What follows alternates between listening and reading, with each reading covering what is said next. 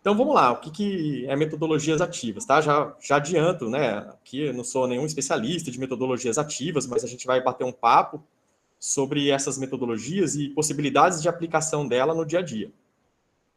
Então, o que são metodologias ativas, tá? Então, é uma contraposição ao modelo tradicional. Então, veja, o modelo tradicional é esse modelo aqui que a gente está fazendo agora, né? Onde o interlocutor, no caso eu, que estou na condição de professor, estou transmitindo, eu estou ativo no processo, enquanto os demais, né, os alunos, eles estão ali como se fossem de forma passiva. Tá? Então, esse é o método e o modelo tradicional, onde o professor vai à frente ali da sala de aula e ele conduz a aula, enfim, centrada muito na fala do professor, né? E centrada nas atitudes do professor. Então, quando a gente fala de metodologias ativas, é uma contraposição, tá? É uma contraposição no sentido de ser uma outra maneira de ensinar, não que é melhor, tá? Então, não é nosso objetivo aqui falar que, gente, tudo que a gente fez até hoje e a forma de ensinar está errado. Não, não é isso, tá? O modelo tradicional funciona, uma aula bem dada no modelo tradicional é muito boa e os alunos aprendem, nós aprendemos assim, não é? Então, a gente não quer, de forma alguma, fazer essa proposta, né, de que não é mais para usar o modelo tradicional. A gente pode usar, tanto é que eu estou usando o modelo tradicional agora, tá? Basicamente, quando a gente fala da metodologia ativa, a gente fala de uma forma diferente de ensinar um determinado conteúdo, um determinado objeto de conhecimento. Então, eu quero ensinar, mas eu não estou satisfeito com aquela minha aula, tá? Então, eu lá nas minhas aulas de educação física ia ensinar um determinado conteúdo e percebi, através das avaliações ou através da própria observação da aula, que o aluno não estava entendendo muito bem, não estava muito legal aquilo lá. E aí, diante dessa auto-incomodação, tá, com as minhas próprias aulas, né, e aí isso eu estou colocando aqui, mas é de forma geral, né, quando a gente está incomodado com a aula, a gente vai lá, obviamente, tentar algo diferente, né, vou ensinar diferente. E quando eu faço esse movimento de vou ensinar diferente, é o momento em que eu, então, começo a pensar ideias ali de como melhorar minha aula, de como fazer diferente. E muitas vezes o fazer diferente é a metodologia ativa. Tá? Quantos de vocês tenho certeza que nas aulas do dia a dia não aplicam uma forma diferente de ensinar, que vocês ficam super felizes com a forma como vocês deram aquela aula, e os alunos também, né? Os alunos gostam daquela aula. Tá? Então, parte muito disso, né? De pensar um jeito diferente de ensinar. E quando eu falo metodologias ativas, e essa contraposição ao modelo tradicional, é justamente isso.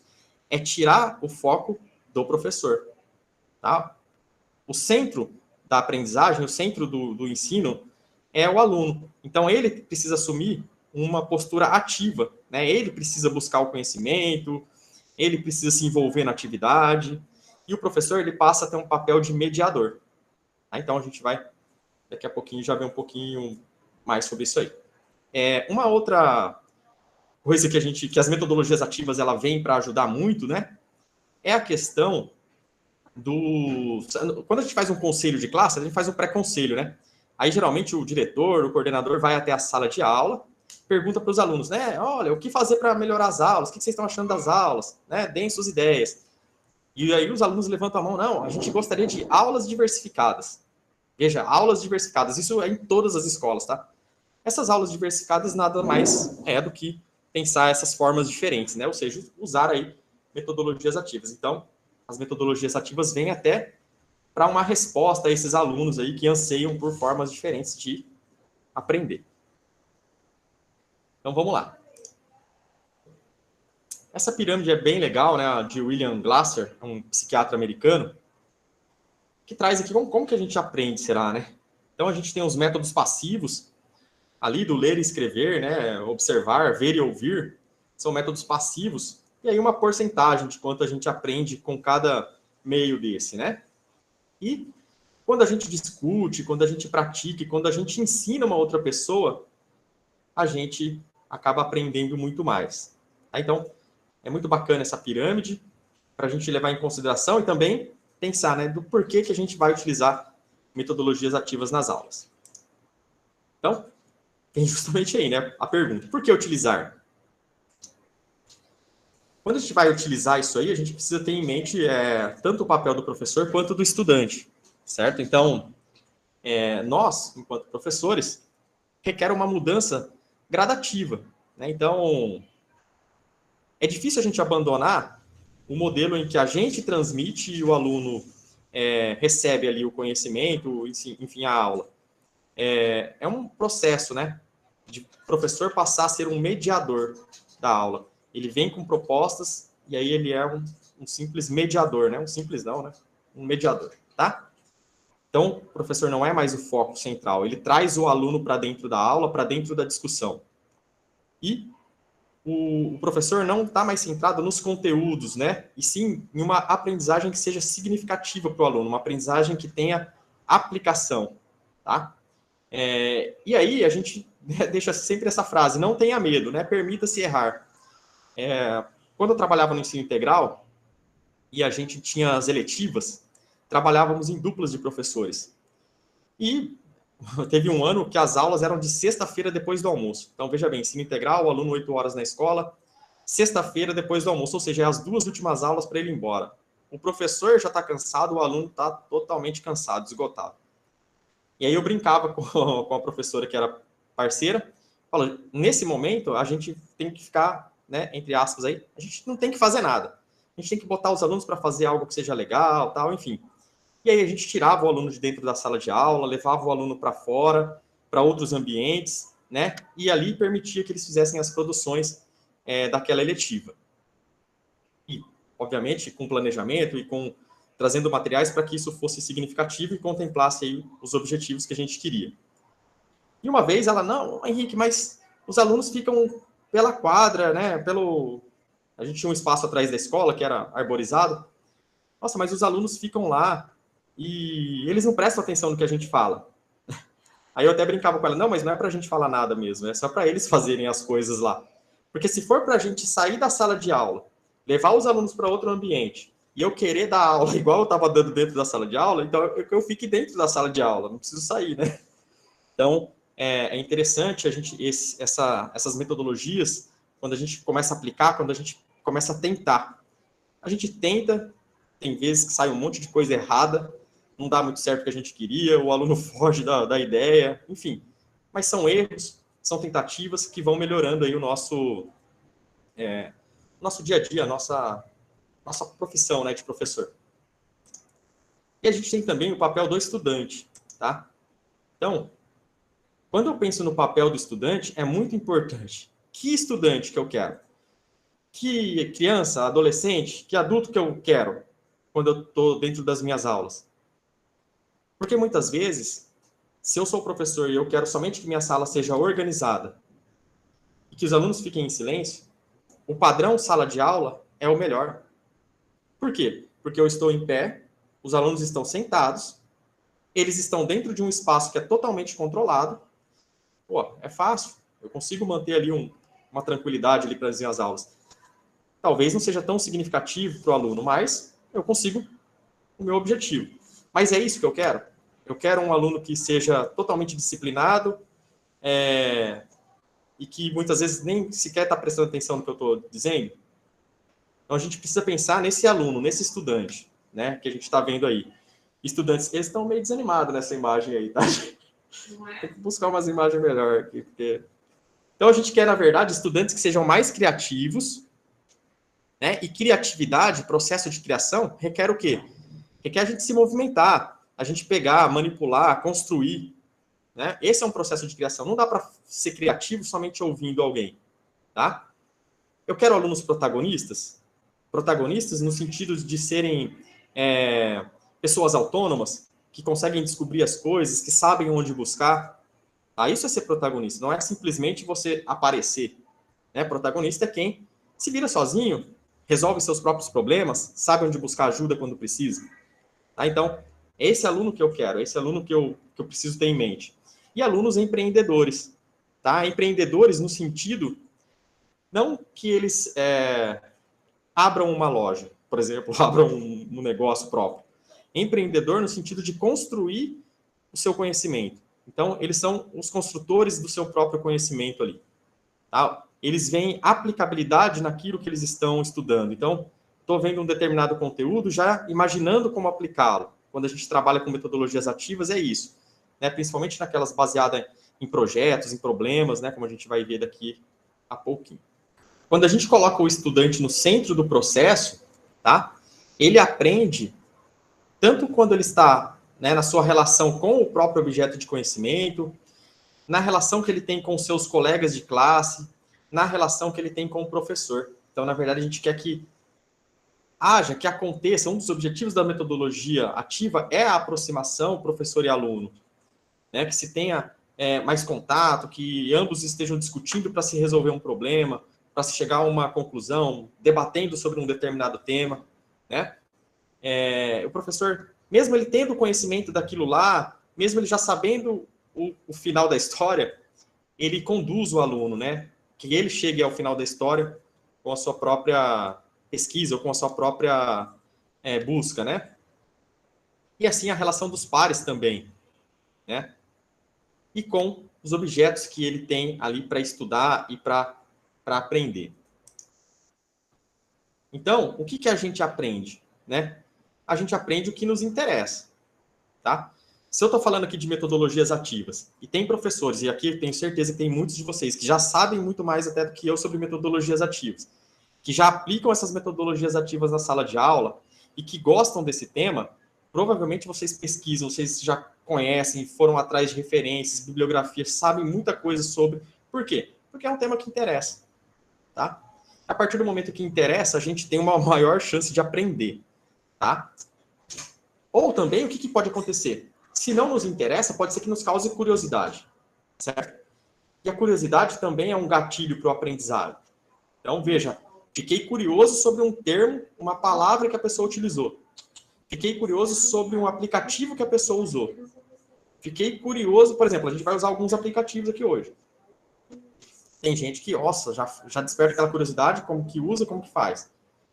Vai atrás e aprende, né? Então, a curiosidade é muito importante, porque ela desperta uma emoção, ela desperta uma reação, tá? Onde abrem-se janelas de atenção, que traz o quê? Um foco necessário para que a gente aprenda, para que a gente construa o nosso conhecimento. Então, trabalhar com isso aqui é muito legal, né? Com essa causa de curiosidade. Despertar a curiosidade no aluno, né? E uma das propostas da metodologia ativa também é essa. Aqui eu me recordo de uma professora de língua portuguesa que chegou na sala de aula triste, ela estava bem desanimada, e aí ela vai, começa a contar que terminou do marido, e uma história meio triste, enfim. E os alunos, né? Nossa, coitada, né, professora, enfim. E depois de ela conseguir envolver os alunos naquela história, aí ela revela, pô, mas esse é o livro, né? Não é a minha vida, não. É o livro lá, acho que é Memórias Póstumas de Brás Cubas, alguma coisa assim. E os alunos ficam empolgados com aquele livro e passam a ler, né? São tentativas e estratégias. E as metodologias ativas, elas estão muito pautadas, tá, nas tecnologias digitais. Então, hoje a gente vê, né, o quanto é importante a gente fazer uso de algumas tecnologias digitais. A gente foi forçado a isso. Então, uma das únicas profissões que eu conheço, onde o professor, uma das únicas profissões, né, que a gente teve que mudar as ferramentas de trabalho é a de professor. O médico continua com as suas mesmas ferramentas de antes da pandemia. O advogado, o padeiro, as pessoas do supermercado, enfim. Mas o professor não. O professor perdeu aquele espaço da sala de aula, o contato, e ele passou a conviver com um monte de ferramentas digitais para poder apoiar o seu trabalho. Tá? Então, essas tecnologias digitais, elas vão ficar. Então, nossas ferramentas, além do giz, da lousa, né, da caneta, enfim, elas serão ampliadas com tecnologias digitais para dentro das escolas. Então, vamos lá. As tecnologias digitais fazem parte da nossa vida cotidiana. Então, todo mundo tem computador, tablet, celular, enfim, né? Todo mundo não, mas bastante, né? Então, a sala de aula não pode ignorar esses novos hábitos, né, mediados pela internet. Então, tem muitos recursos, muita coisa bacana. A gente vê aqui na diretoria cada coisa que os professores usam, né, coisas muito legais. Eu sou curioso, depois eu vou lá ver qual o aplicativo que a pessoa usou, como que foi, para tentar aprender também. Então, a gente, né, vê que tem muita gente utilizando aqui. E aí a gente tem um monte de exemplos, né, de ferramentas digitais. Aqui tem algumas, eu coloquei algumas das que foram as que mais ficaram conhecidas aí nesse momento. Mas tem muitas outras, tenho certeza aí que tem um monte aí que vocês acabam utilizando que nem aparece aqui. Mas Mentimeter, Padlet, né? A gente fazer murais virtuais, o formulário, que quase todas as escolas utilizam formulário, né? Como forma de enviar roteiros, o Kahoot, que é uma brincadeira que a gente pode fazer um joguinho, né, com os alunos, Slido, Jamboard, assim por diante. Tá? Aqui tem um monte de ferramentas digitais que são adicionadas ao processo, elas fazem parte. Quando eu quero uma metodologia ativa, muitas vezes eu vou precisar me utilizar dessas ferramentas digitais. Nosso foco hoje não é as ferramentas digitais em si, né? É apresentar as metodologias ativas. Mas, de repente, depois dessa formação, se há uma demanda por algum aplicativo, alguma ferramenta, a gente pode pensar em uma formação específica para uma ferramenta, tá? Aqui eu vou mostrar um exemplo de sala de aula invertida. Esse exemplo é de 2019.